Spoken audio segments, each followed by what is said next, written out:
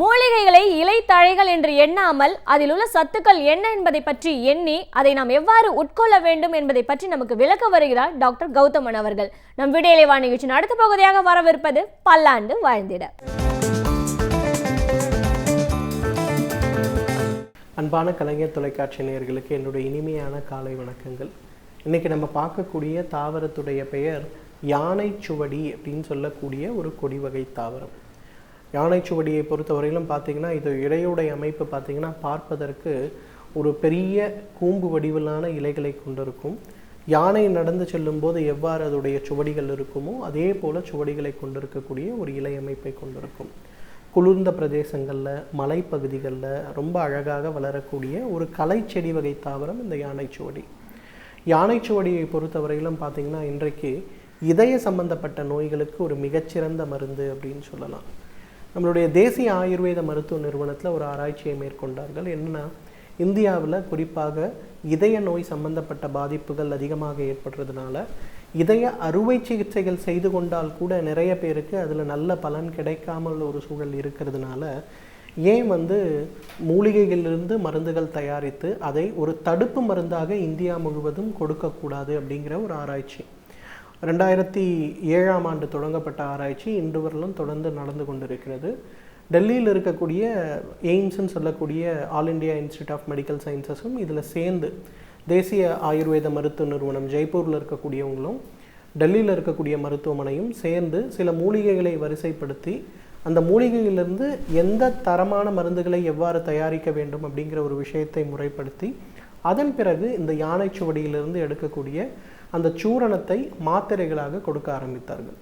எந்த மாதிரி நோயாளிகளுக்கு மாத்திரைகளாக கொடுத்தாங்கன்னா, டிஃப்ரெண்ட் ஏஜ் குரூப் 40லிருந்து 50, 50லிருந்து 60, 60க்கு மேற்பட்டவர்கள், அதே மாதிரி அதில் சர்க்கரை நோய் இருப்பவர்கள் இல்லாதவர்கள், இரத்த அழுத்தம் இருப்பவர்கள் இல்லாதவர்கள், சரியான லைஃப் ஸ்டைல் வைத்து கொண்டிருப்பவர்கள் இல்லாதவர்கள்ங்கிற மாதிரி அதை பிரித்து எடுத்து அவர்களுக்கு இந்த யானை சுவடியிலிருந்து எடுக்கக்கூடிய மருந்துகள், இதை போலவே மற்ற மூலிகைகள் மருதம்பட்டையிலிருந்து கொடுக்கக்கூடிய மருந்துகள், தசமூலம் சொல்லக்கூடிய அதிலிருந்து கொடுக்கக்கூடிய மருந்துகள் அப்படின்னு சொல்லி அவர்களுக்கு கொடுக்க ஆரம்பித்தார்கள். ஒரு வருடத்திற்கு பார்த்தீங்கன்னா கிட்டத்தட்ட 7000 பேஷண்ட்ஸ்க்கு அதை கொடுத்து 3 மாதத்திற்கு ஒரு முறை அவர்களுக்கு தேவையான எல்லா பரிசோதனைகளையும் எடுத்து ஆராய்ச்சி செய்து பார்த்தாங்க. அதில் பார்த்தீங்கன்னா இந்த யானை சுவடியிலிருந்து கொடுக்கப்பட்ட அந்த மாத்திரைகளை உட்கொண்டவர்களுக்கு இதயத்துடைய இரத்த குழாய்களில் இருக்கக்கூடிய அடைப்பு விகிதம் மிக அதிகமாக குறைந்ததை கண்டுபிடிச்சாங்க.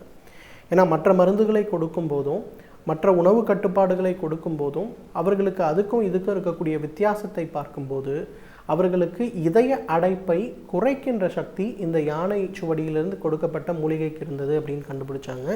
இது சம்பந்தப்பட்ட 2ஆம் கட்ட ஆராய்ச்சி அப்படிங்கிறத 2012ஆம் ஆண்டிலிருந்து செஞ்சிட்ருக்காங்க.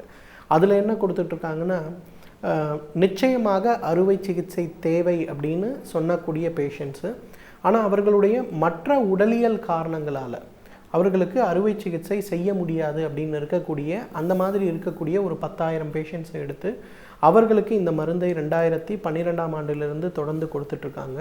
இன்று வரையிலும் பார்த்திங்கன்னா அந்த நோயாளிகளுடைய வாழ்க்கை தரத்தில் நிறைய முன்னேற்றம் இருக்கிறத கண்டுபிடிச்சிருக்காங்க. இதய நோய்கள் மற்றும் இதய இரத்த குழாய்களில் ஏற்படுகின்ற அடைப்பு, சிஏடி மற்றும் சிஹெச்டின்னு சொல்லுவோம், இந்த மாதிரி பிரச்சனைகளை அறுவை சிகிச்சை இல்லாமல் இந்த யானை சுவடியுடைய மூலிகையை கொண்டு குணப்படுத்த முடியுமா அப்படிங்கிற 3ஆம் கட்ட ஆராய்ச்சி இன்றைக்கு நடந்து கொண்டிருக்கிறது. ஆனால் அறுவை சிகிச்சை தேவைன்னு உறுதி செய்யப்பட்டவர்கள் இந்த யானை சுவடியுடைய சூர்ணத்தை எடுத்துக்கொள்ளும் போது அவர்களுக்கு அறுவை சிகிச்சையை தள்ளி போட மற்றும் அறுவை சிகிச்சை இல்லாமலேயே அவர்களால் பொதுவான வாழ்க்கை வாழ முடிந்தது அப்படிங்கிறத இன்றைக்கு ஆராய்ச்சி பூர்வமாக நிரூபிக்கப்பட்டிருக்கிறது. இந்த 3ஆம் கட்ட ஆராய்ச்சி முடிந்து அதோடைய ரிசல்ட்ஸ் வெளிவரும்போது பார்த்திங்கன்னா இதய நோய் வராமல் தடுப்பதற்கு, குறிப்பாக மாரடைப்பு வராமல் தடுப்பதற்கு யானை சுவடியிலிருந்து எடுக்கக்கூடிய அந்த ஒரு இலைச்சூரணம் ஒரு மிகப்பெரிய மருந்தாக இருக்கக்கூடும் அப்படிங்கிறது இந்த 3 கட்ட ஆராய்ச்சிகளிலிருந்து நன்றாகவே நிரூபணமாகிறது. யானை சுவடியிலிருந்து எடுக்கக்கூடிய சாம்பல் பாரம்பரிய மருத்துவத்தில் பார்த்திங்கன்னா கரு குழாய் அடைப்புன்னு சொல்லக்கூடிய அந்த ஃபெலோப்பியன் டியூப் பிளாக்னு சொல்லுவோம். பொதுவாக கருமுட்டை பைகளிலிருந்து உருவாகின்ற கருமுட்டை கருக்குழாய்களின் மூலமாக தான் கருப்பையை சென்று அடைய வேண்டும். இன்றைக்கு நிறைய பெண்களுக்கு பார்த்திங்கன்னா இளம் வயதில் அதிகமான ஆன்டிபயோட்டிக் சாப்பிடக்கூடிய ஒரு பழக்கமோ, அல்லது அந்த அந்த பெண்களுக்கு பார்த்திங்கன்னா அதிகமான ஊசியிடப்பட்ட அந்த சிக்கன் சாப்பிடுகின்ற ஒரு பழக்கமோ, ஏதோ ஒரு பழக்கமாக இருக்கும்போது பார்த்திங்கன்னா அவர்களுக்கு இயற்கையான முறையிலேயே இந்த ஃபெலோப்பியன் டியூப் பிளாக்னு சொல்லக்கூடிய கருக்குழல்கள் அடைந்து விடுகின்றன. கருக்குழல்கள் அடைந்து விடும்போது பார்த்திங்கன்னா அவர்களுக்கு எந்த விதமான சிகிச்சை அளித்தாலும் அவர்களுக்கு குழந்தை பெறுவதற்கான வாய்ப்பு இல்லாமல் போய்விடுகிறது. இன்றைக்கு அதனாலேயே பார்த்திங்கன்னா செயற்கை முறை கருவூட்டலை அந்த பெண்கள் நாட வேண்டிய ஒரு சூழல் இருக்கிறது. பாரம்பரிய மருத்துவத்தில் பார்த்திங்கன்னா இந்த மாதிரி பிரச்சனைகள் ஏற்படும் போது என்ன பண்ணுறாங்கன்னா, யானைச்சுவடி இலைகளை எரித்து எடுக்கக்கூடிய சாம்பல், அந்த சாம்பல் ஒரு 100 மில்லிகிராம் அளவுக்கு எடுத்து அதை காலை மதியம் இரவு 3 வேளை தயிருக்கு மேலே பார்த்திங்கன்னா ஒரு திரவம் போல் இருக்கும். வீட்டில் தயிர் செஞ்சோன்னா வெண்மை நிறமாக தண்ணீர் போக இருக்கக்கூடிய அந்த திரவத்தில் கலந்து 3 வேளை அந்த அந்த யானைச்சுவடியிலிருந்து எடுக்கக்கூடிய அந்த சாம்பலை மருந்தாக கொடுக்கும்போது ஒரு 3 to 6 மாத காலத்திலேயே பார்த்திங்கன்னா அவர்களுடைய கருக்குழல் அடைப்பு முழுமையாக மறைந்து போகிறத நம்ம பார்க்க முடியும். இன்றைக்கு நிறைய பேர் பார்த்திங்கன்னா இந்த கருக்குழல் அடைப்பிற்காக சிலர்லாம் நேரங்களில் பார்த்திங்கன்னா அவங்க கரு உண்டாக முடியாத ஒரு சூழலில் இருக்குது அப்படின்னு சொல்லி வருத்தப்படுறாங்க. ஆனால் இந்த யானைச்சுவடியிலிருந்து எடுக்கக்கூடிய அந்த சாம்பலை சாப்பிடுவதற்கு முன்பு பின்பு 2 வேளையும் சால்ஃபெஞ்சியோகிராம் அப்படின்னு சொல்லக்கூடிய ஒரு பரிசோதனை, அதாவது பிறப்புறுப்பில் ஒரு குறிப்பிட்ட டையை அனுப்பி அதன் பிறகு அதை எக்ஸ்ரே எடுத்து பார்ப்பாங்க. அதை பார்க்கும்போது அந்த கருக்குழலுடைய அடைப்பு ஏற்பட்டிருக்கிறதா அல்லது ஏற்படாமல் இருக்கிறதா அப்படிங்கிறது நமக்கு தெரியும். ஸோ யானைச்சுவடியிலிருந்து எடுக்கக்கூடிய அந்த மருந்துகளை உணவாக சாப்பிட்டு ஒரு 3 அல்லது 6 மாதம் கழித்து மீண்டும் சால்ஃபெஞ்சியோகிராம் சொல்லக்கூடிய அந்த ஒரு பரிசோதனை செய்து பார்த்தாலே மிகப்பெரிய அளவில் பார்த்திங்கன்னா அந்த அடைப்புகள் மறைந்து போயிருக்கிறத நம்ம பார்க்க முடியும். அதே போல் யானைச்சுவடிக்கு இருக்கின்ற இன்னொரு மிக முக்கியமான குணம் என்னன்னு கேட்டிங்கன்னா, சிறுநீர் குழாயில் ஏற்படுகின்ற சுருக்கம் மற்றும் அடைப்பை நீக்குவதற்கு இது ஒரு மிகச்சிறந்த மருந்தாக இருக்கிறது.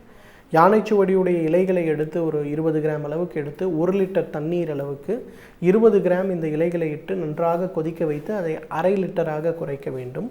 பிறகு அதை வடிகட்டி அதை காலை மதியம் இரவு 3 வேளை தொடர்ந்து சாப்பிடும்போது சிறுநீர் கற்களால் ஏற்படுகின்ற சிறுநீர் அடைப்பாக இருந்தாலும் சரி, சிறுநீர குழாய்களில் ஏற்படுகின்ற சுருக்கங்களால் ஏற்படுகின்ற சிறுநீர் அடைப்பாக இருந்தாலும் சரி, அது உடனே மறைந்து வெளியேறுவதை நம்ம பார்க்க முடியும். நிறைய ஆண் பெண்களுக்கு பார்த்திங்கன்னா இந்த காலகட்டத்தில் நீர் சுருக்கு அப்படிங்கிறது ஒரு பிரச்சனை. சிறுநீர் கழிக்கும் போதெல்லாம் எரிச்சலுடன் கழிக்க வேண்டியிருக்கும். சிறுநீர் கழித்து வந்த பிறகு கூட உடனே சிறுநீர் கழிக்க வேண்டும் அப்படிங்கிற ஒரு சூழல் இருக்கும். அவங்க கூட யானைச்சுவடியிலிருந்து எடுக்கக்கூடிய இந்த ஒரு இலை கஷாயத்தை காலை மதியம் இரவு அப்படின்னு ஒரு வார காலம் எடுத்தாலே அந்த எரிச்சல் வலி இவை அனைத்தும் குறைவதை பார்க்கலாம். எனவே நேயர்களே, யானைச்சுவடி அப்படிங்கிறது இதய நாளங்களில் அல்லது இதயத்தில் ஏற்படுகின்ற அடைப்புகளை குறைப்பதற்கும், கருமுட்டை பையிலிருந்து கருப்பையை கனெக்ட் செய்யக்கூடிய அந்த ஃபெலோப்பியன் டியூபில் இருக்கக்கூடிய பிளாக்ஸை சரி செய்வதற்கும், அதே போல் சிறுநீர் குழல் மற்றும் சிறுநீர் பையில் ஏற்படுகின்ற அடைப்புகளை நீக்குவதற்கும் ஒரு மிகச்சிறந்த மருந்து. தகுந்த மருத்துவ ஆலோசனையின் பேரில் சரியான முறைப்படி இதை உபயோகப்படுத்தினோமேயானால் நம்மாலும் பல்லாண்டு காலம் ஆரோக்கியமாக வாழ்ந்திட முடியும். சமூகத்தில் ஆங்காங்கே நடக்கும் பிரச்சனைகளை கண்டு பயந்து ஒதுங்கி விடாமல் அதில் நம்முடைய பங்களிப்பை நாம் எவ்வாறு வழங்கலாம் என்பதை பற்றி நமக்கு விளக்க வருகிறார் மனுஷபுத்திரன் அவர்கள். நம் விடியலைவா நிகழ்ச்சியின் அடுத்த பகுதியாக வரவிருப்பது தீதும் நன்றும்.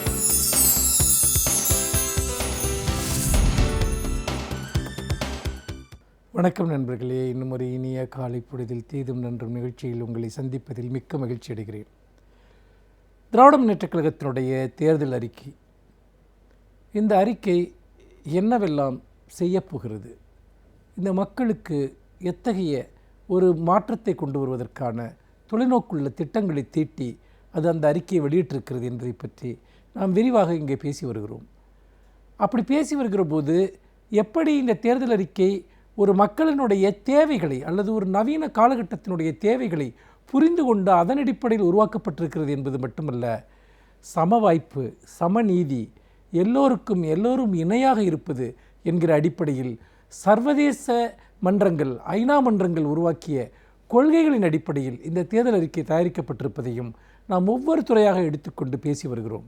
அதாவது 2030 இந்த உலகம் அடைய வேண்டிய முக்கியமான லட்சியங்களான வறுமை ஒழிப்பு, சமநீதி ஆகியவற்றிற்கான 17 கோட்பாடுகளுக்கு ஏற்ப இந்த தேர்தல் அறிக்கை என்பது இங்கே உருவாக்கப்பட்டிருக்கிறது.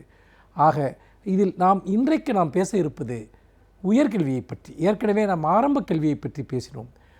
உயர்கல்வியை பற்றி திராவிட முன்னேற்றக் கழகம் தன்னுடைய தேர்தல் அறிக்கையில் என்ன சொல்கிறது? உயர்கல்வியை மேம்படுத்துவதற்கும் செழுமைப்படுத்துவதற்கும் எல்லோருக்கும் சம வாய்ப்புகளை உருவாக்குவதற்கும் அது என்ன திட்டங்களை கொண்டு வர வாக்குறுதி அளித்திருக்கிறது என்பதை இன்றைக்கு நாம் பார்க்கலாம். பொதுவாக உயர்கல்வி என்பது இன்றைக்கு ஒரு மிக மிக செலவு பிடிக்கக்கூடிய ஒன்றாக அல்லது வசதி படைத்தவர்கள் மட்டுமே படிக்கக்கூடிய ஒன்றாக மாறிவிட்டது. முக்கியமாக கல்வி தனியார் மயமாதலின் விளைவாக நிறைய பேர் ஏழை மாணவர்கள், கிராமப்புற மாணவர்கள், அவர்கள் தங்களுக்கு தேவையான கல்வியை பெறுவதற்கு எந்த வாய்ப்பு மற்றவர்களாக இருக்கிற ஒரு அவல நிலையை நாம் பார்க்கிறோம். அப்படிப்பட்ட நிலையில் பள்ளி கல்வியாவது எப்படியாவது அரசு பல்வேறு உதவிகளை செய்கிறது, அதன் அடிப்படையில் படித்து விடுகிறார்கள். ஆனால் 10ஆம் வகுப்பிற்கு மேல் 12ஆம் வகுப்பிற்கு மேல் அவர்கள் உயர்கல்விக்கு செல்வது என்பது அது மிகவும் கடினமான ஒன்றாக வறுமை கோட்டிற்கு கீழ் இருப்பவர்களுக்கு இருப்பதால் இந்த வறுமை கோட்டை அழித்து கல்வியில் எல்லோருக்கும் ஒரு சமவாய்ப்பை அல்லது கல்வியை ஒரு அடிப்படை உரிமையாக, உயர்கல்வியையும் ஒரு அடிப்படை உரிமையாக எப்படி மாற்றுவது? இதற்கான பதில்தான் இன்றைக்கு திராவிட முன்னேற்றக் கழகம் வெளியிட்டிருக்கக்கூடிய இந்த தேர்தல் அறிக்கையில் இருக்கிறது. இந்த தேர்தல் அறிக்கையில் நீங்கள் மிக முக்கியமான பல அம்சங்கள் உயர்கல்வி தொடர்பாக முன்வைக்கப்பட்டிருக்கின்றன. முக்கியமாக கல்வி கடன். அதாவது இன்றைக்கு மாணவர்கள் கல்விக்காக வங்கிகளில் பெற்ற கடன்கள், அந்த கடன் சுமை என்பது மிகப்பெரிய அளவிற்கு மாணவர்களை நெருக்கி கொண்டிருக்கிறது, அழுத்தி கொண்டிருக்கிறது. அதற்கு முக்கியமான காரணம் படித்துவிட்டு வெளியே வரக்கூடிய ஏராளமான மாணவர்களுக்கு இன்றைக்கு வேலைவாய்ப்புகள் இல்லை, வேலைவாய்ப்புகள் உருவாக்கப்படவில்லை.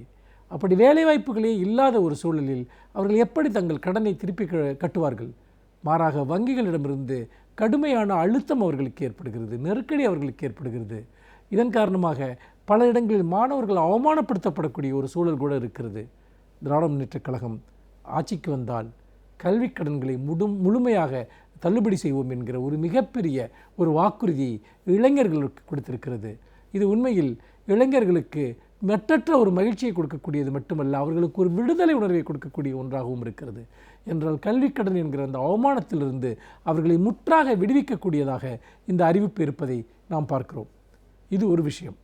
கல்விக்கடனுக்கு அடுத்ததாக மாணவர்களுடைய அடிப்படை தேவைகளாக அவர்களுடைய கற்கும் வாய்ப்புகளை அல்லது வெளி உலகுடனான தொடர்புகளை, அவருடைய அறிவை அவர்கள் பெருக்கிக் கொள்வதற்கான ஒரு அடித்தளமாக அவர்களுக்கு இன்றைக்கு தேவையாக இருப்பது தொழில்நுட்பம். அந்த தொழில்நுட்பத்திற்கு தேவையாக இருப்பது அடிப்படை சாதனங்களான கணினி அல்லது டேப்லெட் என்று சொல்லக்கூடிய கைக்கணினி. இது இருக்கிற ஒவ்வொருவரும் இன்றைக்கு வெளி உலகத்தோடு மிக இயல்பான தொடர்புகளை பெறக்கூடியவர்களாக இருக்கிறார்கள். பல புதிய விஷயங்களை கற்று புதிய வாய்ப்புகளை பெறக்கூடியவர்களாக இருக்கிறார்கள். ஆனால் வறுமை கோட்டிற்கு கீழே இருக்கக்கூடிய பெரும்பாலானோர் இன்றைக்கும் அவர்கள் கைக்கணினியோ அல்லது மடிக்கணினியோ வாங்கக்கூடிய ஒரு நிலையில் இல்லை. அப்படியே மடிக்கணினி அவர்களுக்கு கிடைத்தால் கூட அதற்கான இணையதள வசதி என்பது அவர்களிடம் இல்லை. இந்த சூழ்நிலையில் ஒரு மிக புரட்சிகரமான ஒரு திட்டத்தை உயர்கல்வி படிக்கக்கூடிய மாணவர்களுக்காக திராவிட முன்னேற்றக் கழகம் தன்னுடைய வாக்குறுதியாக அளித்திருக்கிறது. இப்போது மேல்நிலைப் பள்ளிகள் மற்றும் கல்லூரிகளில் படித்து கொண்டிருக்கக்கூடிய சுமார் 16 லட்சம் மாணவர்களுக்கு திராவிட முன்னேற்றக் கழகம் ஆட்சிக்கு வந்ததும் அவர்களுக்கு கைக்கணினி அல்லது மடிக்கணினி வழங்கப்படும். அதுவும் வெறுமனே கணினி அல்ல, மாதம் 10 GB அளவிற்கு இன்டர்நெட் அவர்கள் அதை டவுன்லோட் செய்யக்கூடிய அந்த சிம் கார்டுடன் அவர்களுக்கு அந்த கணினிகள் வழங்கப்படும் என்று சொல்லுகிற போது வறுமையின் காரணமாக யாரும் இத்தகைய வசதி வாய்ப்புகளை பெறாமல் இருந்துவிடக்கூடாது என்கிற தொலைநோக்கு திட்டத்துடன் கலைஞர் அவர்கள் இந்த ஒரு விஷயத்தை இந்த தேர்தல் அறிக்கையிலே மேற்கொண்டிருக்கிறார்.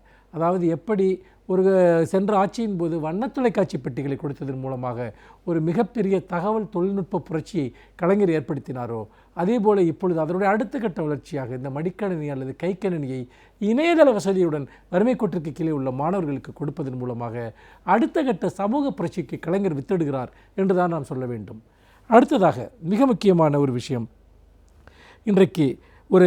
இன்றைய கல்வி முறையை முறையாக ஆய்வு செய்து அவற்றை ஒரு சர்வதேச தரத்திலான கல்வியாக மாற்றி சர்வதேச அளவிலான வேலைவாய்ப்புகளை அவர்கள் பெறத்தக்க வகையில் இந்த கல்வி அமைப்பை மாற்றியமைப்பது. இதற்கான திட்டங்களையும் குழுக்களையும் உருவாக்குவது என்பது உயர்கல்விக்கான இந்த தேர்தல் அறிக்கையில் ஒரு முக்கியமான விஷயமாக முன்வைக்கப்படுகிறது. அதோடு மட்டுமல்லாமல் ஒவ்வொரு மாவட்டத்திலும் தலைநகரங்களிலும் மருத்துவக் கல்லூரி அமைப்பது என்கிற ஒரு முழக்கத்தை முன்வைத்து சென்ற திமுக ஆட்சியின் போதே பல இடங்களில் கல்லூரிகள் தொடங்கப்பட்டன, பல மாவட்டங்களில் தொடங்கப்பட்டன. அதனுடைய தொடர்ச்சியாக இன்னும் தொடங்கப்படாத பல மாவட்டங்களில் மருத்துவக் கல்லூரிகளை தொடங்குவதன் மூலமாக எல்லோரும் மருத்துவம் படிப்பது, இன்றைக்கு ஒருவர் லட்சக்கணக்கான ரூபாய் இருந்தால் தான், ஏன் இன்றைக்கு மருத்துவக் கல்வி என்பது கோடிகளை தொட்டுவிட்டது. அந்த அளவிற்கு தனியார் மருத்துவக் கல்வி வியாபாரம் பெருகிவிட்ட நிலையில் அரசே ஒவ்வொரு மாவட்டத்திலும் மருத்துவக் கல்லூரிகளை துவங்குகிற போது ஏராளமான மாணவர்கள் குறைந்த செலவில் மருத்துவக் கல்வியை படிப்பதற்கான ஒரு வழிமுறை ஏற்படுவது மட்டுமல்ல, நமக்கு தேவையான மருத்துவர்கள் போதுமான அளவு இல்லை என்கிற ஒரு குறைபாடு இருக்கிறது. அந்த குறைபாடு அகற்றப்பட்டுவிடும். ஏனென்றால் மருத்துவர்கள் அதிகரித்தால் தான் மருத்துவம் சார்ந்த நலன்கள் மக்களுக்கு கிடைக்கும். அதற்கான ஒரு முக்கியமான திட்டமாக இது அமைந்திருக்கிறது. அதேபோல் அரசினுடைய மத்திய அரசின் பொதுப்பட்டியலில் உள்ள கல்வித்துறையை இன்றைக்கு மாநில அரசினுடைய பட்டியலுக்கே மீண்டும் கொண்டு வருவதன் மூலமாக கல்வி சம்பந்தமான சுதந்திரமான முடிவுகளை எடுக்கக்கூடிய ஒரு நிலையை மீண்டும் பெறுவதற்கு நாங்கள் முயற்சிப்போம் என்று இந்த தேர்தல் அறிக்கை கூறுகிறது. இன்னும் பல விஷயங்கள் இந்த தேர்தல் அறிக்கையில் சொல்லப்பட்டிருக்கின்றன. முக்கியமாக வெளிநாடு செல்ல வேண்டும் என்று நினைக்கக்கூடிய மாணவர்களுக்கு அந்தந்த நாட்டு மொழிகளில் பயிற்சி அளிப்பது, அதாவது ஸ்பானிஷ், அரபி போன்ற மொழிகளில், ரஷ்ய மொழி போன்றவற்றெல்லாம் கூட பயிற்சி அளிப்பது. அதே போல் குரூப் 1, குரூப் 2 போன்ற தேர்வுகள் எழுத விரும்புகிறவர்களுக்கு அதற்கான பயிற்சி முகாம்களை அரசே நடத்துவது, பயிற்சி மையங்களை அரசே நடத்துவது, இப்படி பல்வேறு விதமான ஒரு முழக்கங்கள் இதில் வைக்கப்பட்டிருக்கின்றன. அதே போல் அரசு பள்ளிகளில் நிரப்பப்படாத காலியிடங்கள் நிரப்பப்பட்டு 3 லட்சம் பேரை திரும்பவும் நாங்கள் இங்கே புதிதாக நாங்கள் பணி நியமனம் செய்வோம், தற்காலிகமான பணியில் இருக்கக்கூடிய ஆசிரியர்களை நியமனம் செய்வோம் என்று சொல்லுகிற போது ஒட்டுமொத்தமான கல்வி அமைப்பை ஒரு மேம்படுத்துவதற்கான, செழுமைப்படுத்துவதற்கான, உயர்கல்வியை இன்றைக்கு ஒரு சர்வதேச அளவிலான ஒரு கல்வியாக மாற்றுவதற்கான பல திட்டங்கள் இந்த தேர்தல் அறிக்கையில் இருக்கின்றன. அந்த வகையில் இந்த தேர்தல் அறிக்கை என்பது ஒரு கல்வியில் ஒரு மிகப்பெரிய புரட்சியை கொண்டு வரக்கூடிய ஒரு தேர்தல் அறிக்கையாக இருக்கிறது என்று சொல்லி இன்னும் ஒரு புதிய சிந்தனையோடு உங்களை சந்திக்கிறேன். நன்றி, வணக்கம். பல்வேறு துறைகளை சார்ந்த பிரபலங்கள் அவர்களுடைய அனுபவங்களை நம்முடன் பகிர்ந்து கொள்ளும் போது அது நமக்கு சிறந்த தூண்டுகோலாக அமைகின்றது. அந்த வகையில் இன்றைய சிறப்பு விருந்தினர் யார் என்பதை பற்றியும் அவர்கள் என்ன செய்திகளை நம்முடன் பகிர்ந்து கொள்ளப் போகிறார் என்பதையும் பார்க்கலாம். நம் விடையிலே நிகழ்ச்சியின் அடுத்த பகுதியாக வரவிருப்பது சிறப்பு விருந்தினர் பகுதி.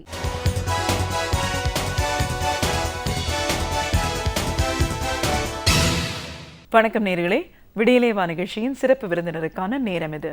இன்றைய சிறப்பு விருந்தினர் ஜனநாயக மாதர் சங்கத்தின் தலைவர் திருமதி வனஜா. தேர்தல் வரக்கூடிய இந்த சூழல்ல பெண்கள் பாதுகாப்பு அப்படின்னு வரும்போது ஒரு பெண் முதலமைச்சராக இருக்கிற இந்த நாட்டில் பெண்களுக்கு எதிரான வன்கொடுமைகள் எவ்வளோ தூரம் அதிகரிச்சுட்டு இருக்கு, பெண்களுக்கான பாதுகாப்பு அப்படின்னு வரும்போது இந்த அரசு எவ்வளோ தூரம் மெத்தனமாக செயல்பட்டு இருந்திருக்கு, இதிலிருந்து ஒரு மாற்றம் ஏன் தேவை, அந்த மாற்றத்தை யாரால கொடுக்க முடியும், இப்படி பல விஷயங்களை இன்னைக்கு நாம் அவங்க கிட்ட கேட்டு தெரிஞ்சுக்கலாம். ஜனநாயக மாதர் சங்கத்தின் தலைவராக முதல்ல எங்கள் நிகழ்ச்சிக்கு உங்களை நாங்கள் வரவேற்கிறோம் மேடம்.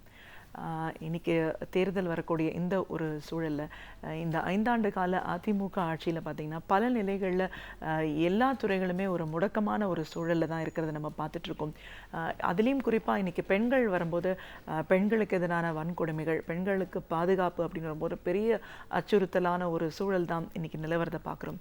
ஒரு ஆட்சி மாற்றம் வேணும் அப்படின்னு மக்கள் நினைக்கக்கூடிய இந்த ஒரு சூழலில் ஏன் ஆட்சி மாற்றம் வேணும்னு நினைக்கிறாங்க? ஒரு மாதர் சங்க தலைவர் அப்படிங்கிற முறையில் இன்னைக்கு பெண்கள் சார்ந்த பிரச்சனைகள் இந்த 5 ஆண்டுகளில் எவ்வளோ தூரம் தீவிரமாக இருந்திருக்கு, பெண்களுக்கான பாதுகாப்பு அப்படின்னு வரும்போது சட்டம் ஒழுங்கு பிரச்சனைகள் எவ்வளோ அதிகரிச்சிருக்கு, இது சார்ந்த பிரச்சனைகள்னால தான் இன்னைக்கு மக்கள் மாற்றத்தை நினைக்கிறாங்க அப்படின்னும் போது இந்த பிரச்சனைகள் என்ன, இதற்கான தீர்வுகள் என்ன அப்படின்னு வரும்போது பலவிதமான ஒரு சூழலில் ஒரு களப்பணியில் நீங்கள் ஈடுபட்ட அனுபவம் இருக்குது. அந்த அனுபவங்கள் எல்லாத்தையும் எங்கள் நேர்களோட இன்னைக்கு நீங்கள் முழுமையாக பகிர்ந்துக்கணும் மேடம். முதல்ல இன்னைக்கு நம்ம பெண்களுக்கான பாதுகாப்பு அப்படின்னு வரும்போது ஒரு பெண் முதலமைச்சராக இருக்கிற ஒரு நாட்டில் பெண்களுக்கான பாதுகாப்பு எந்த அளவுக்கு வலியுறுத்தி சொல்லப்பட்டிருக்கு, நடைமுறையில் இருந்திருக்கு? குறிப்பாக சமீபத்தில் தமிழகத்தில் ஒரு பெண் முதல்வர் ஆட்சியில் பார்த்திங்கன்னா பெண்களுக்கான பாதுகாப்பு என்பது மிகப்பெரிய கேள்விக்குறியாக மாறி இருக்கு. இன்றைக்கி தேர்தல் காலமாக இருந்தாலும் இன்றைக்கி பல்வேறு அரசியல் தரப்புலேருந்து பல்வேறு தேர்தல் அறிக்கைகள் இன்றைக்கி வந்துக்கிட்டு இருக்குது. ஆனால் இன்றைக்கி ஆளுகின்ற அரசாக இருக்கக்கூடிய தமிழக முதல்வர் ஜெயலலிதா அவர்கள் தேர்தல் நேரத்தில் இன்னும் அறிக்கையை வெளியிடலை. அவர்களுடைய பிரச்சாரம் என்பது வேகமாக போய்கிட்டு இருக்குது. குறிப்பாக தமிழகத்தில் இன்றைக்கி அனைத்து தரப்பு மக்களையும் பாதிக்கப்பட்ட விஷயம் எதுன்னு பார்த்தீங்கன்னா டாஸ்மாக் கடை தான். தொடர்ந்து கடந்த 5 ஆண்டு காலமாக மிகப்பெரிய அளவில் தமிழகம் முழுவதும் போராட்ட களமாக மாறி இருக்கிறது. இந்த டாஸ்மார்க்கின் விளைவாக ஒவ்வொரு குடும்பத்திலும் பெண்களுடைய வாழ்க்கை என்பது மிகப்பெரிய கேள்விக்குறியாக மாறி இருக்கிறது. தங்கள் வீட்டு ஒவ்வொருத்தரும் அப்போல்லாம் வந்து ஆம்பளைங்க வேலைக்கு போயிட்டு வீட்டுக்கு வரும்போது சரி நம்முடைய கணவர் வீட்டுக்கு வராரு அப்படின்ற ஒரு சந்தோஷத்தோடு இருப்பாங்க. ஆனால் இன்றைக்கெல்லாம் அப்படி இல்லை. வீட்டுக்கு ஆண்கள் வராங்கன்னும் போது ரொம்ப பயத்தோட பெண்கள் இருக்கிறாங்க. எந்த நேரத்தில் எந்த வடிவத்தில் அவர் வருவார் அப்படின்ற ஒரு தன்னுடைய கணவர் நல்ல முறையில் வீட்டுக்கு வருவாருன்ற ஒரு உத்தரவாதமே இல்லாத சூழ்நிலையில் இன்றைக்கு தமிழகத்தில் சரிபாதி ஆண்கள் குடிகாரர்களாக மாறி இருக்கிற ஒரு வேதனையான விஷயம். இதுதான் இன்றைக்கி பெண்களுக்கு மிகப்பெரிய அச்சுறுத்தலாகவும் ஒரு பாதுகாப்பு இல்லாத ஒரு சூழ்நிலையும் இன்றைக்கி உருவாகிருக்கு. திரும்பிய குடும்பத்தில் பாதுகாப்பு இல்லை, வெளியே அவங்க செல்லக்கூடிய சூழ்நிலையிலையும் அந்த இடத்துலையும் பாதுகாப்பு இல்லாத பேருந்துகளில் கூட இன்றைக்கி நிம்மதியாக போயிட்டு வர முடியாது. ஏன்னா சர்வசாதாரணமாக பேருந்தில் குடிகாரங்க ஏறுற நிலைமை, சிலுமிஷம் பண்ணுறது, இந்த மாதிரி சுற்றி வரக்கூடிய பிரச்சனை வந்து அங்கே தான் நிற்கிது.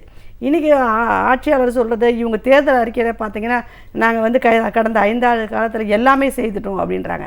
அவங்க ஏற்கனவே பல கூட்டங்களை எப்படி செய்வீர்களான்னு அப்படி கேட்பாங்க. ஆனால் இன்றைக்கி மக்கள் வந்து அவங்கள பார்த்து கேட்குறாங்க, நீங்கள் எங்களுக்கு என்ன செய்தீங்க அப்படின்னு கேட்குறாங்க. இன்றைக்கி அவங்க சொல்கிற விஷயம்லாம் பல்வேறு நலத்திட்டங்களை சொல்கிறாங்க. அப்புறம் விலையில்லாத பொருட்கள் கொடுத்த விஷயத்தை சொல்கிறாங்க. அப்போ இந்த விலையில்லாத பொருட்கள் கொடுத்ததெல்லாம் ஏழை ஜனங்களுக்கு எங்கே போய் சேர்ந்தது, அது பயனடைஞ்சாங்களா, அவங்களோட வாழ்க்கை என்பது முன்னேறி இருக்குதா அப்படின்னு பார்த்தா மிகப்பெரிய ஒரு கேள்விக்குறியாக மாறி இருக்குது. இவங்க கொடுத்துருக்கக்கூடிய அந்த இலவசமான அரிசி நியாய விலை கடையில் 20 கிலோ அரிசி இலவசமாக வழங்கப்படும் சொன்னாங்க. ஆனால் இன்றைக்கி நியாய விலை கடையில் எப்போவுமே யாருக்குமே 20 கிலோ அரிசி என்பது முழுமையாக போய் சேரலை. அதே மாதிரி எல்லா பொருட்களும் நியாய விலை கடையில் கிடைக்குமான்னு பார்த்தீங்கன்னா கண்டிப்பாக இல்லை. அந்த மாதத்தில் முதல் வாரத்தில் போனால் மட்டுமே அந்த பொருட்கள் கிடைக்கிறதுக்கான வாய்ப்பு அது எல்லாருக்குமே கிடைக்கிறதில்ல. அப்போ இந்த அரசாங்கத்தில் பொது விநியோக முறையே மிகப்பெரிய ஒரு கேள்விக்குறியாக மாறி இருக்குது. அப்போ நீங்கள் இலவசமாக கொடுத்து யாருக்காக அது பலனளிக்கக்கூடிய விஷயமா இருக்குது. அதே மாதிரி சாதாரண விஷயம் ஒரு ரேஷன் அட்டை. கடந்த 10 ஆண்டு காலமாக அந்த அட்டை என்பது மிகப்பெரிய அளவில் அது அந்த அட்டையை கடையில் கொண்டு போய் வாங்க முடியாது, அந்த அளவுக்கு கிழிஞ்சு கந்தலாக மாறி இருக்கு. அப்போ இந்த அரசாங்கம் ஒரு சாதாரண விஷயம் ரேஷன் அட்டையை கூட ஒரு புதுசாக கொடுக்கறதுக்கு முடியாத, அப்போ இவங்க மனசில் என்ன இருக்குது, வரக்கூடிய காலத்தில் ரேஷன் முறையை ரத்து செய்வதற்கான ஏற்பாடு என்ற அச்சம் என்பது இன்றைக்கி இருக்குது. அப்போ இந்த அதே மாதிரி ஆடு கொடுக்குறாங்க, ஃபேன் கொடுத்துருக்காங்க. அப்போ ஃபேனு, மிக்சி, கிரைண்டர் இதையெல்லாம் ஒரு சந்தோஷமாக அனுபவிக்க முடியல. ஏன்னா மின்வெட்டு ஒரு பக்கம், வருமானம் இல்லாத ஒரு பக்கம், மின்சார கட்டணம் உயர்ந்திருக்கு. அப்போ வருமானம் இல்லாத சூழ்நிலை இந்த குடும்பம் எப்படி நடத்த முடியும்? அப்போ ரேஷன் கடையில் முறையாக பொருள் கிடையாது, மின் கட்டணம் உயர்வு. அப்போ நீங்கள் கொடுத்த பொருளில் நீங்கள் கொடுத்த ஃபேனில் காற்று வாங்க முடியல. பெண்கள் சொல்கிறாங்க நாங்கள் அடி தான் வாங்குகிறோம், குடிச்சிட்டு வர கணவன் எங்களை சும்மா வச்சுருப்பாரு, வீட்டுக்கு வந்து அடிக்கிறாங்க, அப்போ எங்கே காற்று வாங்க முடியுது, அடி தான் வாங்கிட்டு இருக்கோம். இப்படி யதார்த்தமான விஷயம். சைக்கிள் இலவசமாக கொடுத்துருக்கேன்னு சொல்கிறாங்க, இந்த சைக்கிளை கொண்டு போய் விற்றுட்டு குடிச்சிட்டு வராங்க. அப்போ குழந்தைங்களுக்கு எங்கே சைக்கிள் இருக்குது, லேப்டாப் எங்கே இருக்குது, நீங்கள் கொடுக்குற பொருளெல்லாம் விற்பனைக்கே போயிடுது. அப்போ இந்த இலவசம் எதுக்காக? தாலி கொடுக்குறீங்க திருமணத்துக்கு, இந்த தாலி 3 மாதம் இல்லை அந்த பெண்களோட கழுத்தில், மீண்டும் அந்த சாராய கடைக்கு தான் போகுது. அப்போ உங்கள் இலவசம்லாம் யாருக்கு, எதுக்காக இந்த டாஸ்மாக் கடை? நீங்கள் வந்து ஏராளமான இளைஞருக்கு வேலை கொடுத்தேன்னு சொல்கிறீங்க, எங்கே கொடுத்தீங்கன்னா டாஸ்மாக் கடையில். எத்தனை இளைஞர்கள் இன்றைக்கி பட்டதாரிகளாக கடனை உடனே வாங்கி படித்து அவங்க பெரிய கனவோடு இருந்த இளைஞர்களுக்கு வேலை எங்கே கொடுத்தீங்க? டாஸ்மாக் கடையில் கொடுத்துருக்கீங்க. யாருக்காவது பிடிக்குமா? சாராயமே பிடிக்காத இடத்துல அந்த இளைஞர்கள் சாராயத்தை ஊற்றி கொடுக்குற வேலையும் பில் போடுற வேலையும் செய்துக்கிட்டு இருக்காங்க. அப்போ இதெல்லாம் இவங்களோட ஆட்சியின் அவலம். இதிலிருந்து மாற்றம் வர வேண்டும் என்று தான் இன்றைக்கி நினைக்கிறாங்க. அப்போ சுற்றி பெண்களுக்கான அந்த காவல்துறை எடுத்துக்கோங்க. இன்றைக்கி காவல்துறை தமிழக முதலமைச்சர் அவங்க கட்டுப்பாட்டில் இருக்குது. ஆனால் இன்றைக்கி சர்வசாதாரணமாக கொலையும் நடக்குது. முன்னெல்லாம் திருடன் வந்து நகையை வீட்டில் இருக்க நகையை தான் திருடிட்டு போவான். ஆனால் இன்றைக்கி கொலை செய்துட்டு போகக்கூடிய அளவுக்கு வந்து துணிஞ்சிருக்கிறாங்க. அப்போ சரியான தண்டனை என்பது இல்லை. காவல்துறை வந்து கண்காணிப்பு என்பது போதுமானதாக இல்லை. எங்களுடைய ஆட்சியில் பாதுகாப்பு இருக்கும், சட்டம் ஒழுங்கு பாதுகாக்கப்படும் அப்படின்னு இன்றைக்கி தேர்தல் பிரச்சாரத்தில் சொல்கிறாங்க. அன்றாடம் தற்கொலைகளும் கொலைகளும் நடக்காத நாட்களே இல்லை.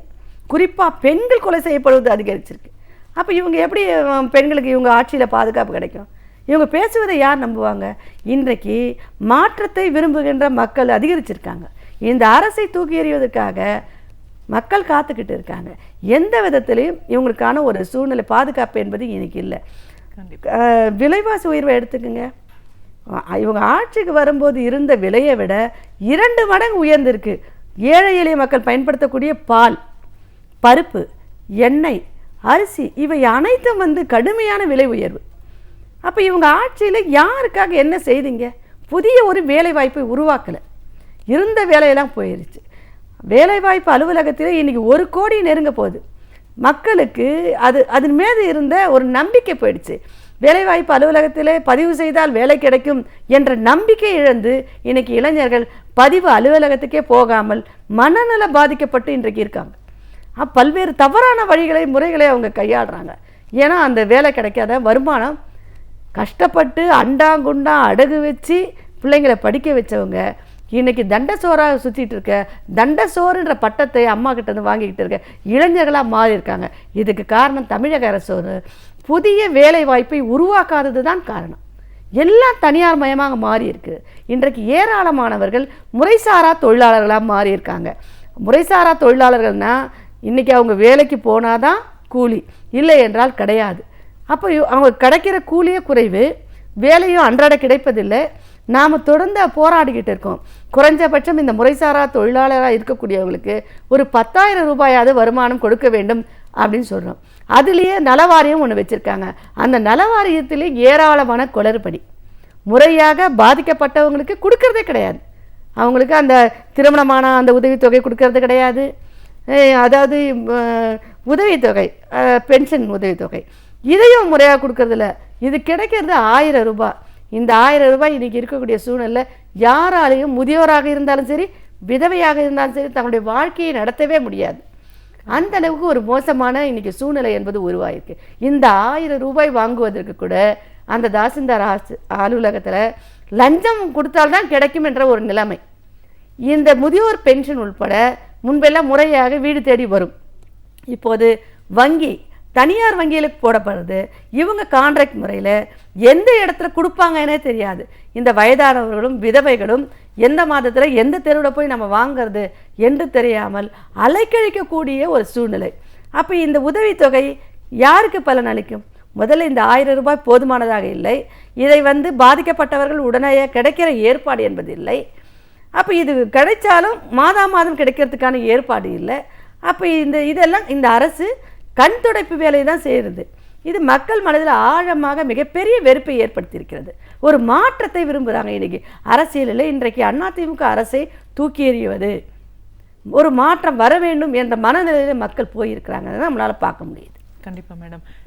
பல விதத்திலையும் சின்ன குழந்தைகள்லேருந்து வயதானவர்கள் வரைக்கும் எல்லா நிலையிலையும் ஒரு பாதுகாப்பற்ற சூழல், ஒரு பிரச்சனை, எந்த ஒரு அனுகூலமான ஒரு சூழலும் ஏற்படாத ஒரு காலகட்டத்தில் தான் இப்போ இருக்கோம் அப்படின்னு நம்ம சொல்லும்போது இது எல்லாத்தையுமே நம்ம இன்னும் கொஞ்சம் விரிவாக பேசணும். இது அடிப்படையான ஒரு காரணம் அப்படின்னா இந்த மது பழக்க வழக்கம் தான். இந்த பழக்கத்தினால தான் வீட்டில் பல பிரச்சனைகள் வருது, பெண்களுக்கு பல இன்னல்கள் ஏற்படுது அப்படின்னு நம்ம சொல்லும்போது இன்னைக்கு இந்த மது பழக்கத்தினால ஒரு இளைஞர்கள், வயதானவர்கள் அப்படிங்கிறத தாண்டி பள்ளி மாணவர்கள் வரைக்கும் இதோட தாக்கம் இன்னைக்கு அதிகரிச்சிருக்கிறத பார்க்குறோம். இந்த மதுவோட பாதிப்பு இந்த 5 ஆண்டுகளில் இன்னும் எவ்வளோ தூரம் தீவிரமாயிருக்கு? அதுதான் முன்னெல்லாம் வீட்டில் அங்கே ஒன்று இங்கே ஒன்றாக குடிச்சிட்டு இருந்தவங்க இந்த குடி பழக்கத்துக்கு அவங்க சொல்கிற காரணம் மனசு சரியில்லைன்னா நாங்கள் போய் குடிக்கிறோம். மனசு சரியில்லைன்னா என்ன மனசு தெரியல, இன்றைக்கி வேலை கிடைக்கல, வீட்டுக்கு போனால் திட்டுறாங்க, இப்படின்ற பார்வையில் இருந்து இவங்க குடிக்க ஆரம்பித்தவங்க, இவங்களுக்கு தீர்வு அது நினச்சிட்டு குடிக்க போனவங்க. நாம் சொல்கிறோம் ஒரு 1000 குடும்பங்களுக்கு ஒரு ரேஷன் கடை வேணும் அப்படின்னு சொல்கிறோம். ஆனால் இன்றைக்கி ஒரு தெருவுக்கு 2 டாஸ்மாக் கடை இந்த அரசாங்கம் திறந்து வச்சுருக்காங்க. தமிழகம் முழுவதும் கிட்டத்தட்ட ஒரு 7000 டாஸ்மாக் கடை திறந்து வச்சுருந்தா குடிக்க வேணாம் நேராக போனால் கூட அவன் வாவான்னு கூப்பிட்ற அளவுக்கு இன்றைக்கி டாஸ்மாக் கடைகள் என்பது ஏராளமாக திறந்து வச்சுருக்காங்க. பாருங்கள், அது மக்கள் நெருக்கமாக குடியிருக்கக்கூடிய பகுதியில் பள்ளிக்கூட வாசல் இல்லை. அப்போ இதையெல்லாம் எடுக்கணும்னு ஒரு பெரிய போராட்டம் நடத்துகிறாங்க. அரசாங்கம் காதலையே போட்டுக்கிறதே கிடையாது. அந்த மாதிரியான ஒரு சூழ்நிலை என்பது இன்றைக்கி உருவாயிருக்கு. அதாவது ஒரு கணவருக்கு குடிச்சிட்டு வந்தால் தன்னுடைய மகள் யார், மனைவி யார், அம்மா யாருன்னு தெரியாது. ஒரு பாதுகாப்பு வெளியே தான் பாதுகாப்புனா குடும்பத்துக்குள்ளே இப்படி ஒரு சூழ்நிலை. இதெல்லாம் உண்மையாக நடந்த விஷயம். மதுரையில் ஒரு அம்மா தன்னுடைய பொண்ணை வந்து அன்றாடம் பாதுகாத்துருக்காங்க. தன்னுடைய கணவர் வந்து பொண்ணுக்கிட்டே வந்து தவறாக குடிச்சிட்டு வரும்போதெல்லாம் அந்த பெண்ணுக்கிட்ட தவறாக நடக்கிறதுக்கு முயற்சி பண்ணுவது. ஒரு கட்டத்தில் இந்த அம்மாவால் பாதுகாக்க முடியாமல் தன்னுடைய கணவரையும் வந்து கிரிக்கெட் மட்டையால் போட்டு அடித்து கொண்டுட்டாங்க. எவ்வளோ ஒரு வேதனையான விஷயம். யாராவது கணவனை அடிக்க கொல்லணும்னு நினைப்பாங்களா? அப்போ இந்த குடியின் வேதனை, தன்னுடைய மகளை பாதுகாக்க வேண்டும், தன்னை பாதுகாக்க வேண்டும் என்ற சூழ்நிலேருந்து இது ஒன்று தான். இந்த மாதிரியான சம்பவங்கள் ஏராளமாக குடியை ஒட்டி நடந்திருக்கக்கூடிய சம்பவங்கள் ஏராளம். இதெல்லாம் தமிழக முதல்வர் கவனத்திற்கு போகாதே இருந்திருக்கும். இன்றைக்கி ஒவ்வொரு வீட்டு பெண்களும் தமிழக முதல்வருக்கு எதிரியாக மாறி இருக்கிறாங்க. ஏன்னா ஒவ்வொரு நேரமும் அவங்க பாதிக்கப்படும் போதும் அடி வாங்கும் போதும் தங்கள் வீட்டு சமையல் செய்ய முடியாத அளவுக்கு இவங்க ₹1 இட்லி கொடுப்பதும் சாப்பாடு கொடுப்பதும் எப்படி அது சரியாக இருக்கும்? ஒவ்வொரு வீட்லேயும் தாங்க வீட்டில் சமைச்சு சாப்பிடணும், சந்தோஷமாக குடும்பத்தோடு உட்காந்து சாப்பிடணும் தானே விரும்புவாங்க. அதுக்கான சூழ்நிலையை நீங்கள் உருவாக்காமல் குடிச்சிட்டு வர கணவன் நீ வீட்டுக்கு பணம் கொடுத்தா தான் நான் சமையல் பண்ணுவேன்னு சொல்கிற போக இவங்க என்ன பண்ணுறாங்க, நீ காசு சமையல் பண்ண கட்டி போனால் அங்கே போய் சாப்பிட்டு அங்கேயே படுத்துக்கிறேன். அது நடக்குது. அப்போ குடும்பத்தோடு நம்ம அமைதியான சூழ்நிலை இருக்கிறதே மாறி போச்சு. அப்போ உங்கள் ஆட்சியில் என்ன நடக்குது? ₹1000 கொடுத்த ஒரு பெரியவர் நேராக டாஸ்மாக் கடையில் போனார், குடித்தார், அங்கேயே மட்டையை போட்டார், வீட்டுக்கு வரல. இதெல்லாம் இது செய்தி இல்லை, நேரடியாக கண்கூட நாங்கள் பார்த்த செய்தி. இதில் எவ்வளோ வேதனையாக இருக்கும் பாருங்கள். இதுதான் இன்றைக்கி நடந்துக்கிட்டு இருக்குது தமிழக முதல்வர் ஆட்சியில். இந்த டாஸ்மாக் கடையை அவங்க 5 வருஷத்தில் எத்தனை பெண்கள் போராட்டம், எத்தனை பேர் இதுக்காக உயிர் தியாகம் செய்திருப்பாங்க. இந்த டாஸ்மாக் கடையை வந்து நிறுத்தணும், தடுக்கணும் அப்படின்னு சொல்லிட்டு அப்போல்லாம் தமிழக முதல்வர் வாயே திறக்கலை. இதை தடுத்து நிறுத்த முடியாத துணிச்சலாக தைரியமாக சட்டமன்றத்தில் பேசுகிறாங்க. டாஸ்மாக் கடையை இழுத்து மூட முடியாது அப்படின்னு சொல்கிறாங்க, இதை தடுக்கிறது சுலபம் இல்லை அப்படின்னு சொல்கிறாங்க. ஆனால் இன்றைக்கி தேர்தல் வந்த உடனே படிப்படியாக குறைப்பேன்னு சொல்கிறாங்க. எந்த நம்பிக்கையை இவங்களை நம்ப முடியும்? 5 வருஷ காலத்தில் இவங்களால் தடுக்க முடியாதது இனிமேல் எப்படி இவங்க தடுக்கிறதுக்கான எந்த திட்டம் இருக்குது, என்ன ஏற்பாடு இருக்குது? இது இன்றைக்கி யாரும் நம்பக்கூடிய சூழ்நிலை இல்லை. இவங்களோட அறிக்கை என்பது புதுசாக இதுவரையிலும் அறிக்கையை வெளியிடலை, புதிய செய்திகள் வரல, புதிய அறிவிப்புகள் இல்லை. இவங்க தேர்தலில் இன்றைக்கி யாருக்கெல்லாம் புதிய வேலைவாய்ப்பு கொடுக்க போகிறாங்களா, பெண்களை எந்த முறையில் பாதுகாக்க போகிறாங்க, இளைஞர்களுக்கு என்ன வேலைவாய்ப்பு கொடுக்க போகிறாங்க, இந்த மாதிரியான விஷயங்கள் வந்து இவங்க அறிக்கையில் இன்னையோட வெளியிடலை. மேடை பிரச்சாரம் மட்டும்தான் நடந்துட்டுருக்கு. நாங்கள் அதை செய்தோம் இதை செய்தோம். ஆனால் இவங்க பேப்பரில் இருந்தது இதையெல்லாம் செய்ய போகிறோம் செய்தோம். ஆனால் செய்ததெல்லாம் இன்றைக்கி ஏழை ஜனங்களுக்கு போய் சேர்ந்துதா? சுகாதாரமாக இருந்தாலும் சரி, அது மருத்துவமாக இருந்தாலும் சரி, ஊருக்குள்ளே இருக்கக்கூடிய உட்கட்டமைப்பாக இருந்தாலும் சரி, இன்றைக்கி எந்த சாலையும் கடந்த 5 வருட காலத்தில் உட்புற சாலைகள் என்பது போடப்படலை. மருத்துவம் இன்றைக்கி வந்து நகரத்தோட விரிவாக்கம் அதிகமாக இருக்குது. மருத்துவ வசதி மிகப்பெரிய கேள்விக்குறியாக மாறி இருக்குது. சென்னை நகரத்துக்கு இங்கே வரணும், ராயப்பேட்டை ஆஸ்பத்திரி, கோஷ் ஆஸ்பத்திரி, ஜிஹெச், இதுக்கு தான் பெண்கள் மருத்துவ பிரசவத்துக்கு வந்தாலும் இங்கே தான் வரணும். வேறு ஏதாவது விபத்து நடந்தாலும் இந்த கோடிக்கு வரணும். அங்கேருந்து எடுத்துகிட்டு வரது அவர் பாதி வழியிலே செத்து போயிடுவார். ஏராளமான தனியார் மருத்துவமனைக்கு அனுமதிக்கப்பட்டிருக்கு. ஆனால் அரசு மருத்துவமனை என்பது இன்றைக்கி இல்லை. ஊருக்குள்ளே இருக்கக்கூடிய ஆரம்ப சுகாதார மருத்துவமனையில் இன்றைக்கி மருந்து கிடையாது. பிரசவத்துக்காக போகக்கூடிய பெண்கள் வந்து அங்கே போதுமான பாதுகாப்பான வசதி என்பது இல்லை, தடுப்பூசி போடுவதற்கான ஏற்பாடு இல்லை. அப்போ நீங்கள் என்ன சொல்கிறீங்க? உங்கள் திட்டங்கள்லாம் பத்திரிகையில் இருக்குது தவிர நடைமுறையில் இல்லை. இது ஏமாற்றுகின்ற விஷயம். கண்கூடாக ஏழை எளிய மக்கள் அனுபவித்து கொண்டு இருக்கின்ற விஷயம்.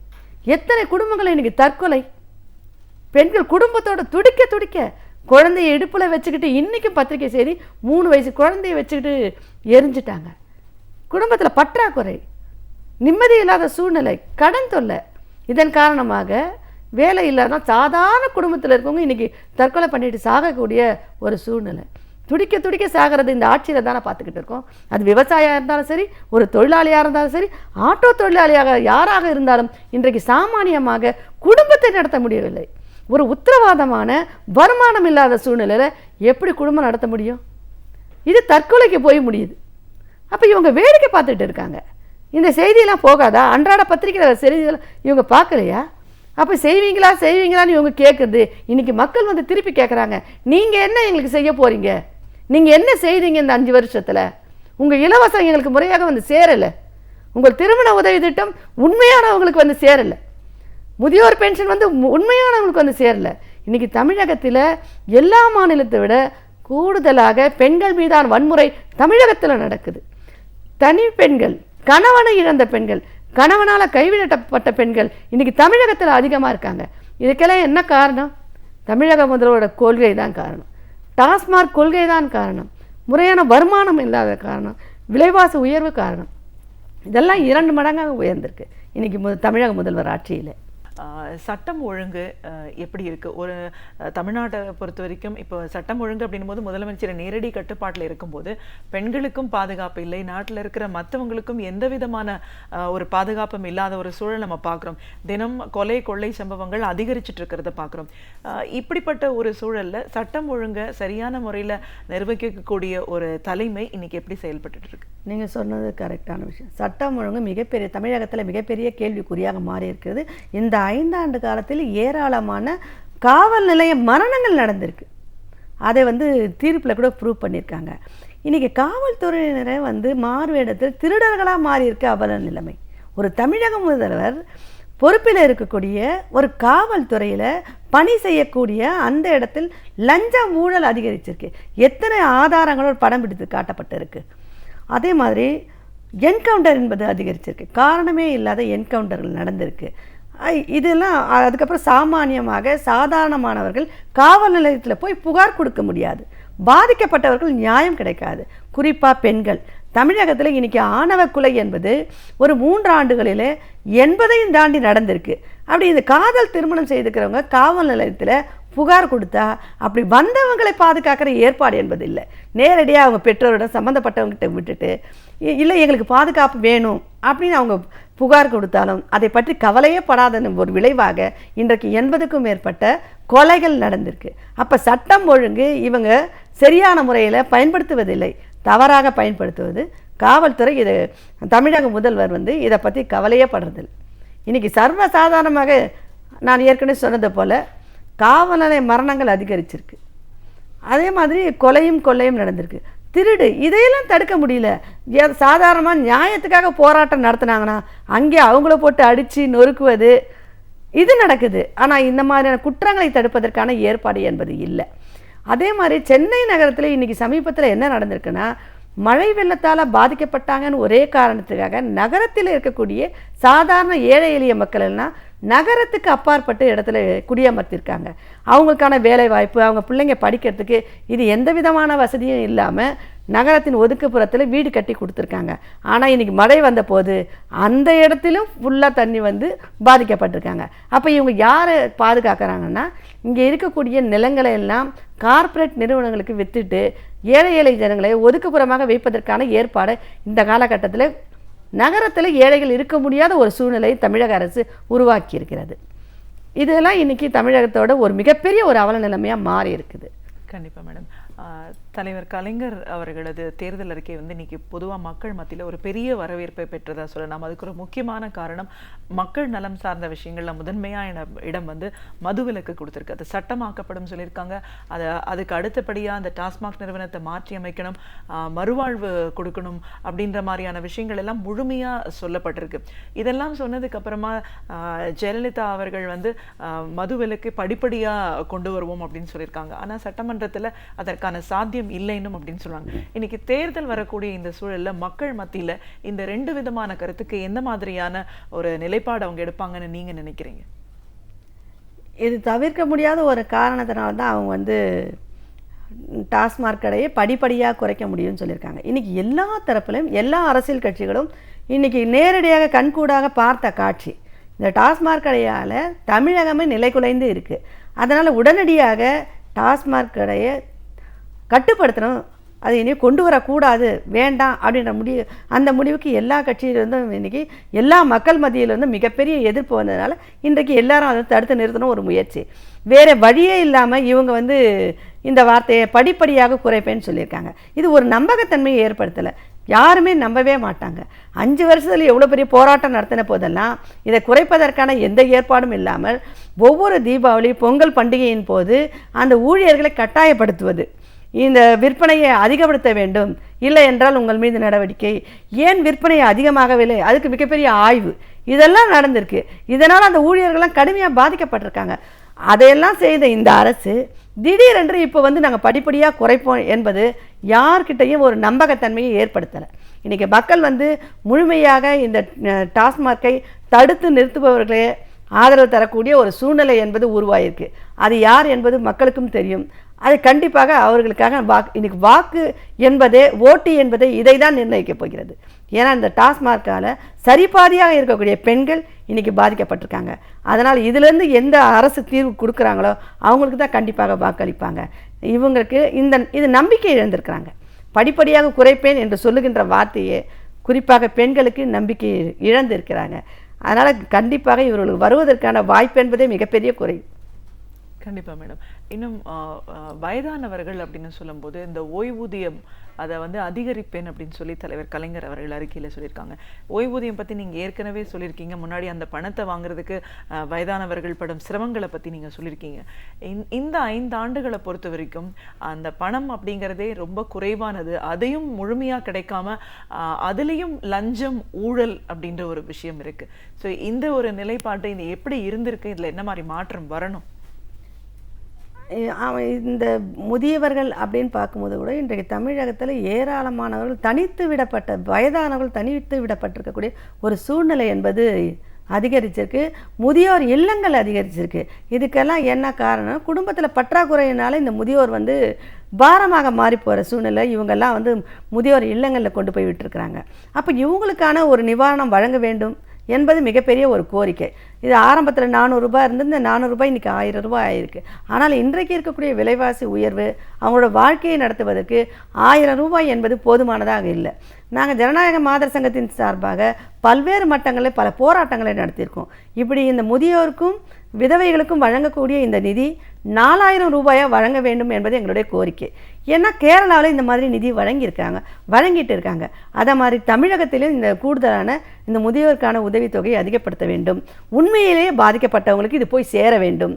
எந்த விதமான லஞ்சமும் இல்லாமல் இவர்கள் போய் அந்த அலுவலகத்திலே மனு கொடுத்து பதிவு செய்தால் அதை ஆய்வு செய்து உடனடியாக இவங்களுக்கு அந்த நிதியை வழங்க வேண்டும். இப்படிப்பட்ட கோரிக்கையை நாங்கள் வச்சுருக்கோம். இந்த முறையும் இந்த வாக்குறுதியை நிறைவேற்றக்கூடியவர்களுக்கு தான் பெண்கள் வாக்களிக்க போகிறாங்க. ஆனால் தமிழக அரசு, இன்றைக்கு இருக்கக்கூடிய அரசு, உண்மையிலேயே பாதிக்கப்பட்டவர்களுக்கு கொடுப்பதிலே மிகப்பெரிய சிக்கல் என்பது இருக்குது. அந்த தாசில்தார் அலுவலகத்தில் போய் நின்னால் அவ்வளவு சுலபத்தில் உள்ளே சேர்ப்பதில்லை, சரியான பதில் கொடுப்பதில்லை. அந்த படிவம் வாங்குவதற்கு கூட காசு கொடுத்து தான் வாங்கணும். அப்போ இந்த நிதியை கொடுப்பதற்கு மிகப்பெரிய அளவில் லஞ்சம். எத்தனையோ ஏழை பெண்கள் எங்களுக்கு தெரிஞ்சு தங்களுடைய மூக்குத்தி, காதில் இருக்க கம்மலை வச்சு அந்த நிதியை பெறக்கூடிய ஒரு மோசமான சூழ்நிலை என்பது உருவாயிருக்கு. இந்த பணம் கொடுத்தாலும் மாதம் மாதம் இவர்கள் கையிலே வருவதற்கான உத்தரவாதம் இல்லை. ஏன்னா இதெல்லாம் வந்து நாங்கள் இவங்களெல்லாம் திரட்டி ஒவ்வொரு கட்டத்திலையும் போராட்டம் நடத்தியிருக்கோம். இவங்களுக்கு 3 மாதம் 6 மாதம் இந்த பணம் வர்றதே இல்லை. அப்போ இவங்க எப்படி சாப்பிடுவாங்க? வர்றதே 1000 ரூபாய். அப்போ இவங்க எந்த வகையில் போய் இவங்க அதை பயன்படுத்த முடியும்? 6 மாதத்துக்கு ஒரு முறை, 3 மாதத்துக்கு ஒரு முறை கேட்டால் வங்கியில் பணம் வரலன்றாங்க. திடீர்னு நிறுத்திட்டேன்னு சொல்கிறாங்க. எப்படி நீங்கள் நிறுத்தினீங்கன்னா நீங்கள் இறந்துட்டுருப்பீங்கன்னு நினச்சிட்டோம். உங்களுக்கு 70 வயசு ஆயிடுச்சு, உங்களுக்கு 80 வயசு ஆயிடுச்சு, ஆனால் நீங்கள் இறந்துட்டீங்கன்னு நினச்சிட்டோம், அதனால் நிறுத்திட்டோம். இப்படி ஒரு மனசாட்சியே இல்லாமல் பேசக்கூடிய நிலைமை என்பது உருவாயிருக்கு. அப்போ இந்த திட்டம் எல்லாம் ஒரு பொய்த்து போகக்கூடிய ஒரு நிலைமை. எனவே இனிமே வரக்கூடியவர்கள் உத்தரவாதமாக இந்த முதியோருக்கும் பெண்களுக்கும் அந்த நிதியை உயர்த்தி கொடுக்க வேண்டும். பாதிக்கப்பட்டவர்களுக்கு நேரடியாக அங்கே மனு கொடுத்தால் அவர்களுக்கு கொடுக்கறதுக்கான அந்த ஏற்பாடு செய்யணும். இந்த மாதிரியான உத்தரவாதத்தை கொடுக்கறது மூலமாக தான் புதிய அரசுக்கு ஒரு வாய்ப்பு இருக்கும், நம்பி வாக்களிப்பாங்க அப்படின்றது தான். இவங்களை இனி நம்ப மாட்டாங்க, இது கிடைக்கல, அதுதான். அதனால் இன்றைக்கி இருக்கக்கூடிய வாக்குறுதி அதை யார் நிறைவேற்றுவாங்க அப்படின்னு ஒரு மாற்றத்தை எதிர்பார்த்துக்கிட்டு இருக்காங்க தமிழகத்தில் அப்படின்னு தான். ஒரு ஜனநாயக மாதர் சங்க தலைவர் அப்படிங்கிற முறையில் இன்னைக்கு ஒரு பெண்களுக்கான ஒரு பிரச்சனை, பெண்களுக்கான தேவைகள், மகளிர் நலம் அப்படின்னு சொல்லும்போது எந்த ஒரு கட்சி ஆட்சிக்கு வந்தாலும் பெண்களுக்கான விஷயங்களை அதிகப்படியாக ஈடுபடணும் அப்படின்னா எந்த மாதிரியான அடிப்படையில் அவங்களோட தேவைகள் இருக்குது, இதெல்லாம் இந்த அடிப்படையில் முதல்ல சில விஷயங்களை பண்ணணும் அப்படின்னு சொல்லி நீங்கள் சொல்லுவீங்க? எங்களை பொறுத்தவரை எப்போவுமே பெண்கள் வந்து பாதிக்கக்கூடிய விஷயம் முதல்ல என்னன்னு பார்த்தீங்கன்னா அவங்களுக்கான சுகாதாரம் என்பது இன்றைக்கி மிகப்பெரிய கேள்விக்குறியா. பொது கழிப்பறை வசதி இல்லை, மருத்துவ வசதி இல்லை, இந்த மாதிரியான சூழ்நிலை அவங்களுக்கான அந்த சுகாதார வசதியை ஏற்படுத்தி தரணும். பெண்களுக்கு 100% பாதுகாப்பு என்பது இன்றைக்கி வேணும். அது குடும்பத்திலாக இருந்தாலும் சரி, பணியிடங்களில் இருந்தாலும் சரி, இந்த இடங்களில் பெண்களுக்கான பாதுகாப்பு 100% உத்தரவாதப்படுத்த வேண்டும் வரக்கூடிய அரசு. அதே மாதிரி குடிநீராக இருந்தாலும் இன்றைக்கி அடுக்குமாடி குடியிருப்புகள் அரசு நிறைய கட்டி கொடுக்குறாங்க. அப்போ இவங்களுக்கான குடிநீர் வசதி என்பது அவங்க அடுக்குமாடி குடியிருப்பில் இருந்தாலும் இந்த தண்ணீர் வசதி செய்து தரணும். இன்றைக்கி அந்த 4 அடுக்கு 5 அடுக்கு அங்கேருந்து பெண்கள் அவங்க இறங்கி அந்த தண்ணி எடுத்துகிட்டு போகிற சூழ்நிலையில் மன ரீதியாகவும் உடல் ரீதியாகவும் சமீப காலங்களில் பாதிக்கப்பட்டிருக்காங்க. இந்த நிலையிலிருந்து பெண்களையும் பாதுகாக்க வேண்டும். இன்றைக்கி தனியார் மருத்துவமனைகளை தடுத்து நிறுத்த வேண்டும். பெண்களுக்கான ஆரம்ப சுகாதார மருத்துவமனை என்பது வட்டவாரியாக ஏற்படுத்த வேண்டும். அந்த பிரசவ காலத்தில் இவங்களுக்கு ஒரு சரியான பாதுகாப்பான சூழ்நிலையை ஏற்படுத்தணும். அவங்க இருக்கக்கூடிய அந்த ஆரம்ப சுகாதார மருத்துவமனையில் அறுவை சிகிச்சையாக இருந்தாலும் சரி, பல்வேறு தடுப்பூசி எதுவாக இருந்தாலும் அவங்க இருக்கக்கூடிய அருகாமையிலே இந்த ஏற்பாடுகளை செய்து தரணும். அதே மாதிரி இன்றைக்கி ஏராளமான மகளிர் காவல் நிலையம், இந்த காவல் நிலையங்கள்லாம் கேள்விக்குறியாக மாறியிருக்கு. பெண்களை பாதுகாப்பதற்கான காவல் நிலையங்களாக இது மாற வேண்டும். பெண்களை விசாரித்து அனுசரணையோடு பார்த்து அவர்களுக்கான தீர்வை ஏற்படுத்தி தர வேண்டும். இப்படியான இந்த விஷயங்களை எந்த அரசு உத்தரவாதப்படுத்துகிறார்களோ அவர்களுக்கே வாக்களிக்க வேண்டும். நிச்சயமா மேடம். ஜனநாயக மாதர் சங்கத்தின் தலைவர் அப்படிங்கிற முறையில் ஒரு பெண்களுக்கான ஒரு பாதுகாப்பு, பெண்களுக்கான தேவைன்னு வரும்போது ஒரு அரசாங்கம் எப்படி செயல்படணும், இந்த 5 ஆண்டு கால அதிமுக ஆட்சியை பொறுத்த வரைக்கும் அதோட செயல்பாடு எவ்வளோ மோசமான ஒரு விளைவுகளை ஏற்படுத்தியிருக்கு. அதுவும் குறிப்பாக மது பழக்க வழக்கத்தினால எவ்வளோ பேர் பாதிக்கப்படுறாங்க. யார் பாதித்தாலும் அது அடிப்படையில் ஒரு குடும்பத்தை, பெண்களை தான் ரொம்ப மோசமான நிலையில் தாக்குது அப்படின்னு வரும்போது ஒரு மாற்றம் தேவை. அந்த மாற்றத்தை சரியான முறையில் யார் கொடுக்குறாங்களோ அவங்க பக்கம்தான் மக்கள் இருப்பாங்க. உங்களோட அனுபவங்கள் சார்ந்த பல விஷயங்களை எங்களோட நீங்க பகிர்ந்ததுக்கு நன்றி. வணக்கம். நாள்தோறும் நாம் அறிந்திராத பல அரிய தகவல்களை வரலாற்று சான்றுகளுடன் நம்மிடையே பகிர்ந்து கொண்டு வருகிறார் பேராசிரியர் சுபவீர பாண்டியன் அவர்கள். நம் விடியலை வா நிகழ்ச்சியின் அடுத்த பகுதியாக வரவிருப்பது ஒன்றே சொல் நன்றே சொல்.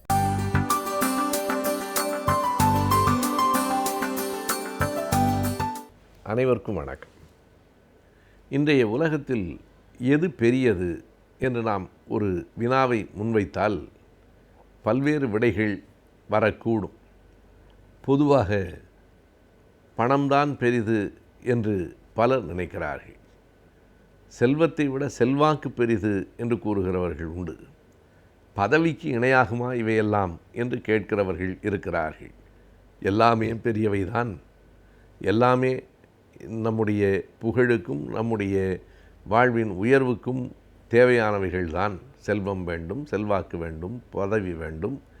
ஆனால் இவை எல்லாவற்றையும் விட இன்றைய அறிவியல் உலகில், அதுவும் தகவல் தொழில்நுட்ப உலகத்தில் எது பெரிதாக இருக்கிறது என்றால், நுட்பமாக பார்க்கிற போது தொடர்பு என்பதுதான் மிக பெரியதாக கருதப்படுகிறது. இந்த தொடர்பு என்கிற சொல்லை நாம் எப்படி பார்க்கிறோம் என்பது வேறு. இதனை ஆங்கிலத்திலே மொழிபெயர்த்து கான்டாக்ட் என்று சொல்லலாம். சில நேரங்களிலே அவனை தொடர்புகள் என்றால் கம்யூனிகேட் என்பார்கள். அந்த பொருளிலே இல்லை. ஆங்கிலத்திலே இதனை நெட்வொர்க் என்று சொல்கிறார்கள். இந்த நெட்வொர்க் என்பதற்கு தொடர்பு என்கிற சொல் ஒரு பயன்பாட்டில் இருக்கிறது. எவ்வளவு நெட்வொர்க் இருக்கிறது என்று கேட்டால் அந்த வினாவே பலருக்கு புரியாது. ஆனால் அங்கேதான் இந்த உலகத்தை நாம் கட்டி ஆளுகிற திறன் நமக்கு வந்து சேருகிறது என்பதை நாம் அறியலாம். அதாவது தொடர்பு என்பது மிகச் சரியாக நாம் எந்த துறையில் இருந்தாலும் அந்த துறையில் இருக்கிற எல்லோரோடும் எந்த நேரத்திலும் தொடர்பு கொள்ள முடியும், அவர்களால் நாம் நம்முடைய செயல்களை நடத்திவிட முடியும் என்கிற நிலைக்குத்தான் அந்த தொடர்பு என்று பெயர். அவரை எனக்கு தெரியும் என்பது அது வேறு. நான் அவரோடு தொடர்பில் இருக்கிறேன், அவருடைய தொலைபேசி எண் என்னிடத்திலே இருக்கிறது என்பதெல்லாம் இல்லை. எந்த துறையாக இருந்தாலும் ஒரு பொருளை உற்பத்தி செய்தால் அந்த பொருளை இன்றைக்கு தமிழ்நாடு முழுவதும் அல்லது இந்தியா முழுவதும் அடுத்த நொடியே விற்பனை செய்ய முடியவில்லை என்றாலும் அறிமுகப்படுத்தி விட முடியும் என்று சொன்னால் அந்த நெட்வொர்க் என்பது மிக பெரியது, மிக வலிமையானது. இன்றைக்கு உலகத்தில் அதுதான் ஆள்கிறது என்பதையும் நாம் கவனத்தில் கொள்ள வேண்டும். எனவே அது அரசியலாக இருந்தாலும், இலக்கியமாக இருந்தாலும், கலையாக இருந்தாலும், வணிகமாக இருந்தாலும் இன்றைக்கு எல்லாவற்றையும் இந்த தொடர்பு தான் தீர்மானிக்கிறது. அதிலே யார் வல்லவர்களோ, யார் வல்லுநர்களோ அவர்கள் மிக எளிதாக வெற்றி பெற்று விடுகிறார்கள். அவர்கள் ஏதோ ஒரு மூலையில் ஒரு ஊரில் கூட இருக்கலாம். ஆனால் அவர்களால் ஒரு அரை மணி நேரத்திற்குள்ளாக ஒரு செய்தியை எந்த பரப்பில் அவர்கள் செயல்படுகிறார்களோ அந்த பரப்பளவுக்குள் கொண்டு போய்விட முடியும் என்று சொன்னால் அவர்களே இன்றைக்கு ஆற்றலாளர்கள். இதனை உள்வாங்கிக் கொண்டுதான் இன்றைக்கு எல்லா கட்சிகளும் கொடி இருக்கிறதோ இல்லையோ ஒரு தொலைக்காட்சி இருக்க வேண்டும் என்கிற நிலைக்கு வந்திருக்கிறார்கள். வெறும் தொலைக்காட்சி இல்லை, சமூக வலைத்தளங்கள் எல்லாவற்றிலும், அது முகநூலாக இருந்தாலும் கட்செவி ஊடகமாக இருந்தாலும் எல்லாவற்றிலும் கால் பதிக்கிறவர்களால் மட்டும்தான் தங்களினுடைய ஆளுமையை செலுத்த முடிகிறது என்கிற நிலை ஏற்பட்டிருக்கிறது. இது இன்றைய நிலை.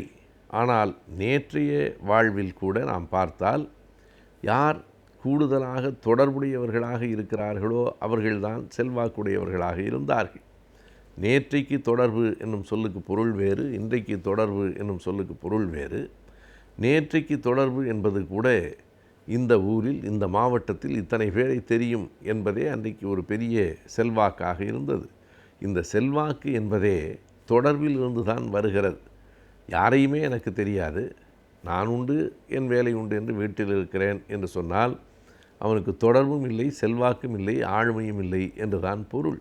நீங்கள் செல்வம் இல்லாமல் கூட இருந்து விடலாம், ஆனால் செல்வாக்கும் ஆளுமையும் இல்லாமல் இந்த உலகத்தில் உங்களால் வெற்றி பெற முடியாது. உயிர் வாழ்தல் என்பது வேறு, எல்லோரும் உயிர் வாழ்ந்து விடலாம். சுண்டலிக்கு கூட அந்த சூட்சுமம் தெரிகிறது என்று ஒரு கவிதை சொல்லும். உயிர் வாழ்தல் வேறு, ஆனால் செல்வாக்கோடும் ஆளுமையோடும் வாழ்தல் வேறு. அப்படி ஆளுமையோடு வாழ்தல் வேண்டும் என்கிற ஆவலிலே தான், வாய்ப்பு வசதிகளோடு வாழ வேண்டும் என்கிற எண்ணத்திலே தான் பணம் திரட்டிய காலம் ஒன்று இருந்தது. யாரிடத்திலே பணம் இருக்கிறதோ அவன் யாரையும் தேடி போக வேண்டாம், அவனை தேடி எல்லோரும் வருவார்கள் என்கிற நிலை இருந்தது.